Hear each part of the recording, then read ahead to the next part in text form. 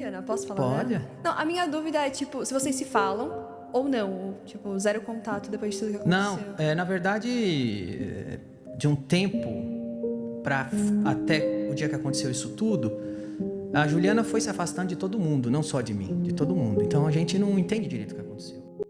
Recentemente, o Danilo Gentili deu um desabafo emocionante no podcast Pode Ser Mais, da Laura Portioli, filha do Celso Portioli. E, cara, dava pra ver que o cara tava visivelmente triste, sabe? Ele abriu o jogo sobre a mudança de comportamento da Juliana Oliveira no programa de noite, sobre ela não querer mais servir os convidados e querer migrar para outro programa do SBT. Ô, Juliana, o que você fez? Hi, nice to meet you. Nice to meet you.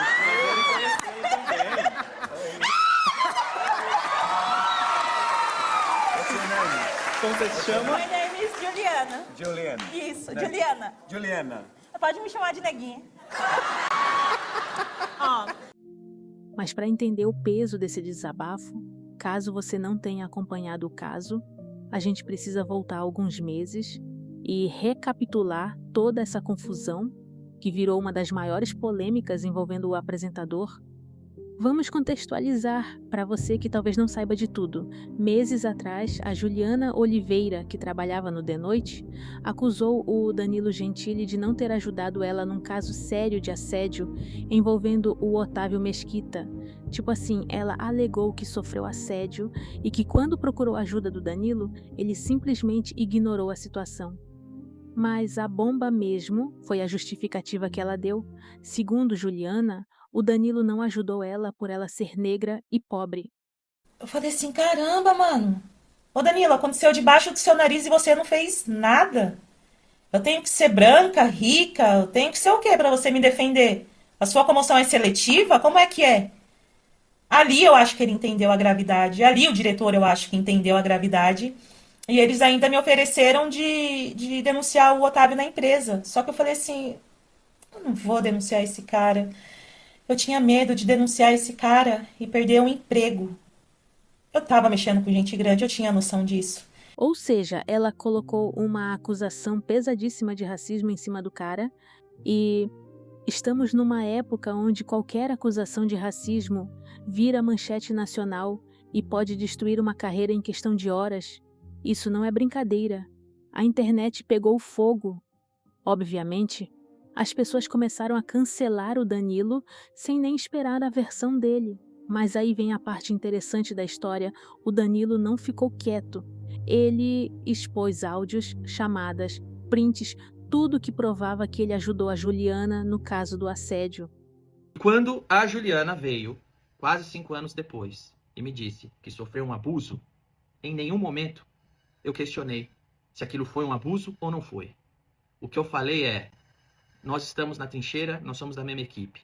Vem comigo e eu vou denunciar ele na polícia. Eu vou mostrar o áudio. Ela diz, não quero que denunciem na polícia. Eu falo, então eu vou levar no compliance do SBT e nós vamos denunciar ele no RH do SBT. Porque ela me diz, não quero que denuncie no SBT.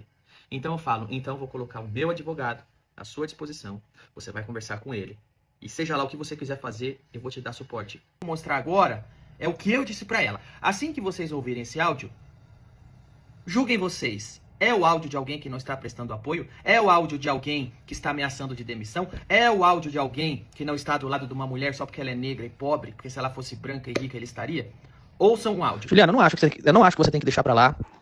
Eu acho que se te incomodou, se você se sentiu de alguma maneira prejudicado, a gente tem que levar isso pra frente, certo? Tem que tentar ressarcir. Em nenhum momento o seu papel lá é fazer alguma coisa ou ficar chateada, desconfortável. A gente constrói as coisas lá pra todo mundo se divertir, você sabe disso. E às vezes a gente fica lá no ambiente onde eu tô xingando o Roger, aí xinga o Murilo, xinga o Léo, tudo na brincadeira. Aí eu brinco com o Diguinho brinca comigo de volta, os caras, você vê que os caras fazem comigo, tira minha roupa, põe lá, me dá banho de água de sardinha, aí vai o Murilo tomar tapa de anão, entendeu? E às vezes a gente acha que tá todo mundo no mesmo espírito. Ninguém tá fazendo nada pra deixar o outro mal. A gente é tudo comediante e tá lá brincando. Você sabe que nos bastidores todo mundo respeita todo mundo. Eu jamais permitiria uma coisa assim no bastidor, eu jamais faria isso. Eu sempre tento deixar todo mundo confortável. E esse dia do Otávio Mesquita, quando eu me lembro que ele desceu da corda mexendo as mãos, você tá falando do peito duro, eu lembro agora que você falou, porque pra mim foi uma coisa assim, foi mais uma das muitas besteiras que a gente faz no programa que eu jamais poderia imaginar que tinha te magoado, te entristecido. Depois, quando você disse que ele passou a mão e você teria te assediado, eu falei, Juliana, é meio estranho, tinha 7 câmeras ligadas, eu não vi ele fazer isso. Eu não vi. Pra mim era tudo parte do show, entendeu? Não tem porquê eu. Aquilo lá é um programa de comédia, não é um. Enfim. A câmera tá ligada, é uma brincadeira, igual Pânico. Não acho que o que acontece lá é verdade, entendeu? Verdade é o bastidor, e no bastidor todo mundo se respeita. Agora, se isso de alguma maneira tá te fazendo mal, tá te trazendo coisa negativa, eu acho que a gente tem que tratar, a gente tem que ir atrás, tem que esclarecer, tem que ver o que você quer pra ficar confortável. Não tem por que encobrir e nem deixar pra lá. O Otávio Mesquita desceu, fez aquelas coisas de idiota, de tiozão imbecil dele, tocou a entrevista e mandamos bala, entendeu? Não entendi que foi um assédio, uma perseguição, um abuso contra você. Eu até entendi que por acidente ou por brincadeira intencional foi uma brincadeira ou um acidente e você não gostou. Isso eu tinha entendido. E na época eu falei, você quer ir atrás? Você falou igual tá falando agora. Não quero mexer com isso. Então eu tinha entendido que você entendeu. Foi igual o Murilo quando tomou tapa do anão. Falou assim, vai tomar no cu, fiquei puto com essa brincadeira aí. Passou um dia, ele não ligou mais e tava tudo bem. Eu entendi que tava assim. Jamais entendi que foi uma cicatriz, um trauma na sua vida. Agora, se foi, eu acho que a gente tem que ir atrás e resolver, porque o importante é você ficar bem. Você não pode ficar engolindo coisa que te deixa mal, entende? Eu acho que eu vou falar com o João e vamos conversar e tentar resolver isso. Da maneira que você fique completamente satisfeita. E se quiser, chama esse porra de seu Otávio Mesquita do caralho aí. E, porra, mas esse cara também é um bosta, né? A gente chama ele e vê o que... Enfim, vamos pensar. O importante é que eu não acho que você tem que ficar com peso, entendeu? Os áudios mostravam claramente que o Danilo se envolveu, deu suporte, tomou as providências que estavam ao alcance dele. O que o Danilo provou com os áudios é que ele não só ajudou a Juliana, como se preocupou com a situação dela. E isso joga por terra completamente aquela narrativa de que ele seria preconceituoso ou racista. Tipo, o cara literalmente mostrou com áudio e data que estava envolvido no caso, tentando resolver a situação. Como que alguém que ignora um caso por preconceito racial tem conversas gravadas dando suporte? Não faz o menor sentido. Eu concordo totalmente com a opinião que o próprio Danilo levantou. Mas eu percebi que talvez eu possa estar sendo... É uma impressão que eu tenho.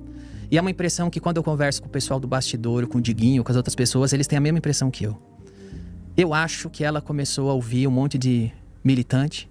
E eu acho que eu sempre fui um alvo que essa militância ideológica, política, sempre quis derrubar. Porque eu nunca me curvei a eles. Eu sempre mantive a minha postura fazendo o que eu acredito. Como a gente começou conversando. Você quer me cancelar? Cancela, não tô nem aí pra vocês. Eu vou falar o que eu quero. Não tô falando nada de errado e dane-se. E eu, por anos de carreira, essas pessoas miram uma arma na minha cara, atiram e erro o tiro, ou eu me defendo, ou passa de raspão, ou eu sobrevivo. E eu acho que essas pessoas são muito putas comigo. E eu acho que a Juliana começou a dar ouvidos para as pessoas que começaram a encher a cabeça dela de historinha, de militância, porque é a única explicação que eu tenho. De uma hora para outra começou esse tipo de coisa. E o que eu lamento muito, porque nós nunca mudamos o tratamento com ela, muito pelo contrário.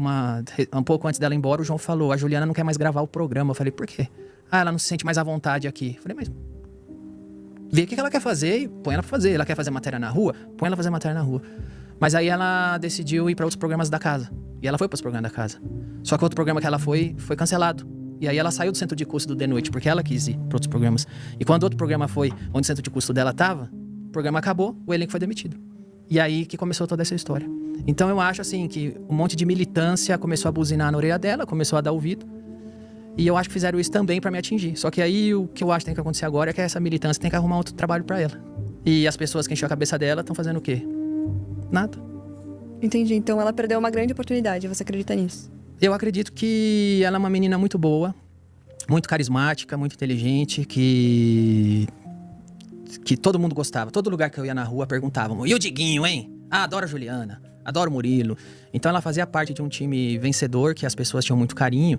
E é uma pena que, de algum momento pra cá, ela começou a achar que era um demérito fazer parte do programa e da equipe. De todo modo, a gente sempre manteve o melhor tratamento pra ela até o fim. E me surpreendi quando ela apareceu fazendo um vídeo dizendo que eu teria sido racista e porque ela era preta e pobre eu não ajudei. Isso aí eu me surpreendi quando eu vi. Isso aí Você ficou chateado? Fiquei muito chateado. Fiquei muito chateado. E aí por isso que eu postei a conversa. Aquela conversa eu gravei, o pessoal fala, você gravou a conversa? Sim, eu gravei. Porque como ela tava falando de um crime, que ela pensou que teria... Ela acha que teria passado por um crime de racismo, em nenhum momento... De racismo não, de assédio, de cunho sexual, é a alegação dela.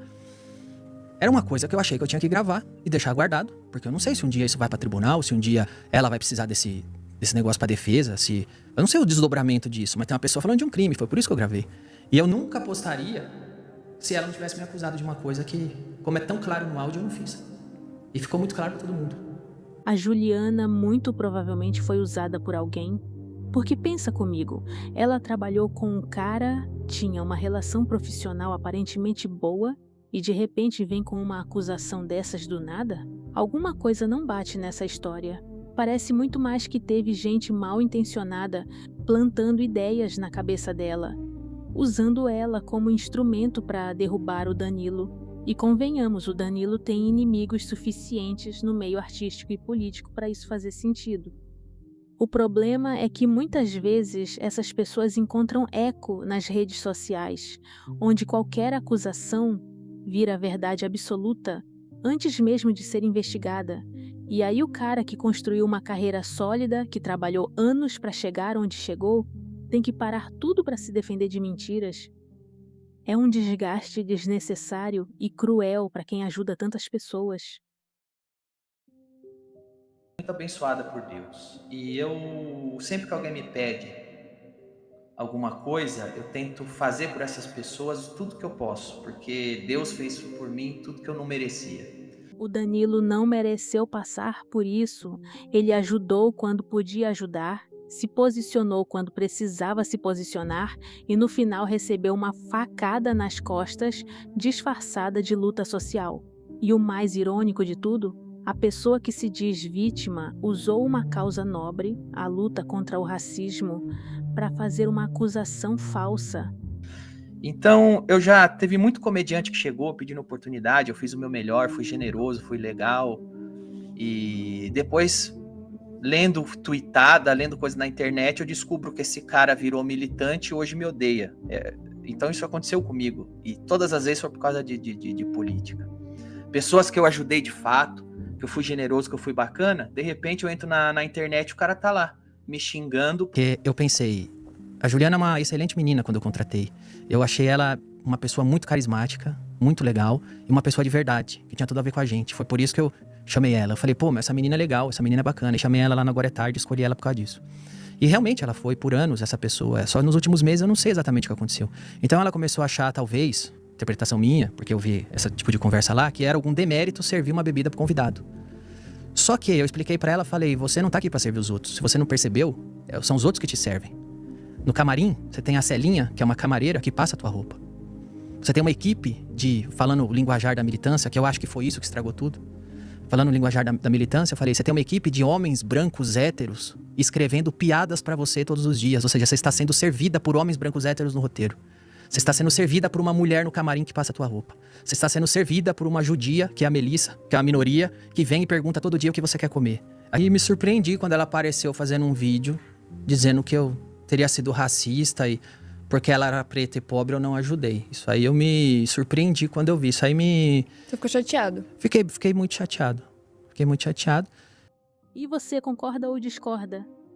Deixa nos comentários e já aproveita para deixar o like e se inscrever no canal.